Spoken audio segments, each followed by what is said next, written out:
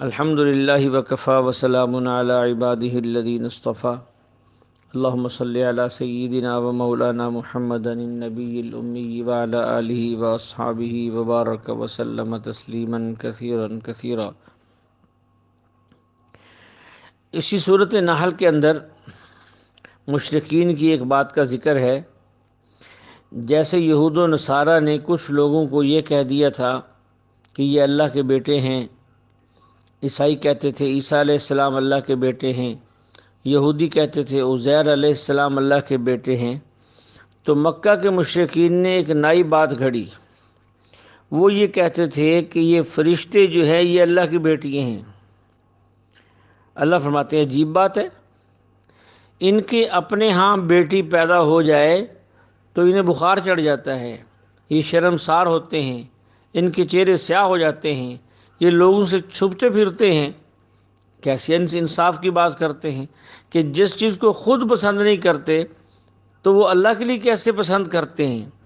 اس کا ذکر ہے وَإِذَا بُشِّرَ أَحَدُهُم بِالْأُنثىٰ ظَلَّ وَجْهُهُ مُسْوَدًّا وَهُوَ كَظِيمٌ يَتَوَارَىٰ مِنَ الْقَوْمِ مِنْ سُوءِ مَا بُشِّرَ بِهِ أَيُمْسِكُهُ عَلَىٰ هُونٍ أَمْ يَدُسُّهُ فِي التُّرَابِ أَلَا سَاءَ مَا يَحْكُمُونَ۔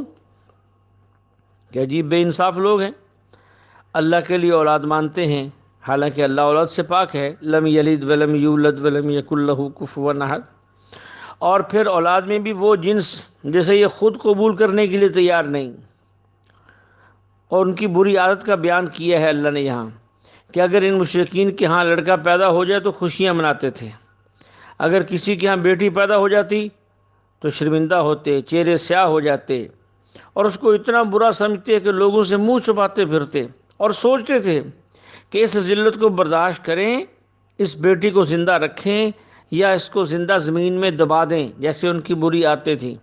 اللہ فرماتے ہیں الا ساء ما یحکمون، بہت برا فیصلہ ہے جو کرتے ہیں، جو چیز انہیں اپنے لیے پسند نہیں ہے تو میرے بارے میں کیسے کہتے ہیں کہ فرشتے اللہ کی بیٹی ہیں۔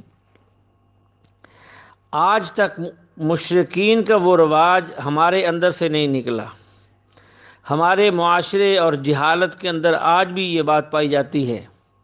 اگر کسی عورت کے ہاں لڑکیاں پیدا ہوں تو سسرال کے لوگ اسے برا سمجھتے ہیں اور اسے منحوس سمجھتے ہیں۔ ایسے بے شمار واقعات ہمارے سامنے ہیں کہ عورت کی ایک بیٹی پیدا ہو گئی اور پھر دوسری بیٹی پیدا ہو گئی تو طلاق دے دی، تیسری بیٹی پیدا ہوگی تو گھر سے نکال دیا۔ یہ کتنی جہالت کی بات ہے۔ بیٹی کا ہونا یا بیٹے کا ہونا یا نہ ہونا یہ اللہ کے اختیار میں ہے۔ ایسی جہالت کی باتوں سے انسان کو جو ہے وہ دور رہنا چاہیے۔ اس آیت کے بعد اللہ نے پھر کچھ انعامات کا ذکر کیا ہے، جیسے کہ شروع میں عرض کیا کہ سورت میں بہت سے انعامات کا ذکر ہے۔ اللہ فرماتے ہیں وَإِنَّ لَكُمْ فِي الْأَنْعَامِ لَعِبْرَةً نُسْقِيكُم مِّمَّا فِي بُطُونِهِ مِن بَيْنِ فَرْثٍ وَدَمٍ لَبَنًا خَالِصًا سَائِغًا لِّلشَّارِبِينَ۔ کہ تم میری کس کس نشانی کو دیکھو گے، کس کس نعمت کو دیکھو گے؟ تم یہ دیکھ نہیں رہے کہ ہم نے جانور پیدا کیے اور اس کے اندر عبرت کا نشان ہے، کہ تمہیں ان سے دودھ ملتا ہے، اسی جانور کے اندر گوبر بھی ہے، اس کے اندر خون بھی ہے، لیکن ان دونوں کے درمیان سے ہم دودھ نکالتے ہیں اور بالکل صاف شفاف ہوتا ہے، اس کے رنگ میں بھی فرق نہیں پڑتا، ذائقے میں بھی فرق نہیں پڑتا، پینے والوں کو بھی لذت محسوس ہوتی ہے۔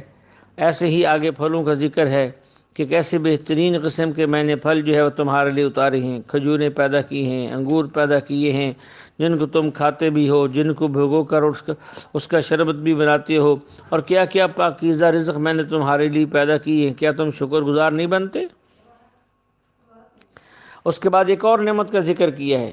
اللہ فرماتے ہیں وَأَوْحَىٰ رَبُّكَ إِلَى النَّحْلِ أَنِ اتَّخِذِي مِنَ الْجِبَالِ بُيُوتًا وَمِنَ الشَّجَرِ وَمِمَّا يَعْرِشُونَ۔ وہ شہد کی مکھی کا ذکر ہے، اس نعمت کا ذکر ہے کہ یہ جو ہم نے شہد پیدا کیا ہے اس میں تمہارے لیے بے شمار فائدے ہیں۔ ان سے ایک بڑا فائدہ تو یہ ہے، اللہ تعالیٰ فرماتے ہیں کہ اس میں میں نے لوگوں کے لیے شفا رکھی ہے۔ فیہ شفا، قرآن کے بارے میں بھی ہے، قرآن بھی شفا ہے، شہد کے بارے میں ہے کہ یہ بھی شفا ہے۔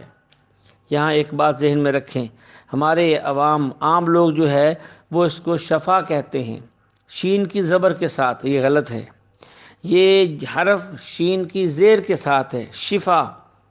جس کا معنی ہے کسی بیماری سے شفا حاصل کرنا۔ اگر اس کو شفا کہیں گے جیسا کہ ہمارے عام لوگ کہتے ہیں تو یہ خطرناک لفظ ہے۔ شفا کا معنی ہے جہنم کا گڑھا، اعلیٰ شفا حفرت من النار، اس لیے لفظوں کو بولتے ہوئے لفظوں کی تصحیح چاہیے۔ شہد شفا ہے، قرآن شفا ہے۔ جب دعا کریں تو یہ یا اللہ ہمارے مریض کو تو شفا عطا فرما۔ شفا شین کی زبر کے ساتھ نہیں بولنا ورنہ تو اس کا معنی اور الٹ ہو جائے گا، بندہ ہلاکت میں چلا جائے گا۔ تو اللہ نے اس شہد میں شفا رکھی ہے، لیکن شہد سے فائدہ کیسے حاصل کرنا ہے؟ ماہر اطباء سے معلوم کر لیے جائے کہ شہد کو کب استعمال کرنا ہے، کس موسم میں کرنا ہے، کس مقدار میں کرنا ہے، کس مرض کے لیے کس انداز سے کرنا ہے، پھر اس سے پورا فائدہ حاصل ہوگا۔ اور ایسے ہی شہد کی مکھی جو جتھا بناتی ہے، اللہ نے اس کی ترتیب بیان کی ہے کہ کیا عجیب ہے، کس عجیب و غریب طریقے سے، کس صنعت کاری سے وہ بناتی ہے کہ انسان کی عقل دنگ رہ جاتی ہے۔ اور پھر زمین پہ نہیں بناتی تاکہ گندگی اور غبار وغیرہ اور مختلف چیزیں اس کے اوپر جو ہے اثر انداز ہوں، پہاڑوں کے اوپر، درختوں کی ٹہنیوں پہ، شاخوں کے اوپر، بلندیوں پر، چھتوں کے ساتھ ایسی جگہوں پر بناتی ہیں کہ عام طور پہ انسان کی جلدی سے وہاں تک رسائی نہیں ہو سکتی۔ تو اللہ نے اس بڑی نعمت کو بیان کیا ہے، اور اس نعمت پر ہی اللہ فرماتے ہیں کہ تمہیں شکر ادا کرنا چاہیے۔ اس کے بعد اللہ نے اپنی ایک خاص صفت علم غیب کو بیان کیا ہے۔ اللہ فرماتے ہیں وَلِلَّهِ غَيْبُ السَّمَاوَاتِ وَالْأَرْضِ وَمَا أَمْرُ السَّاعَةِ إِلَّا كَلَمْحِ الْبَصَرِ أَوْ هُوَ أَقْرَبُ إِنَّ اللَّهَ عَلَى كُلِّ شَيْءٍ قَدِيرٌ۔ آسمان اور زمین کے جتنے راز ہیں، جتنی پوشیدہ باتیں ہیں، وہ صرف اللہ کے علم میں ہیں، اللہ کے علاوہ کسی کے علم میں نہیں۔ ہاں، ان میں سے کوئی بات اللہ کسی کو بتا دیں، اطلاع کر دیں، بذریعہ وحی بتا دیں تو اسے اخبار غیب کہتے ہیں، اسے علم غیب نہیں کہتے۔ اخبار غیب اور چیز ہے، علم غیب اور چیز ہے۔ اور ان بڑی بڑی چیزوں میں قیامت کا معاملہ ہے۔ اگر اللہ چاہیں تو ایک آنکھ جھپکنے سے پہلے قیامت آ سکتی ہے، لیکن کب آئے گی اس کا علم بھی اللہ ہی کے پاس ہے۔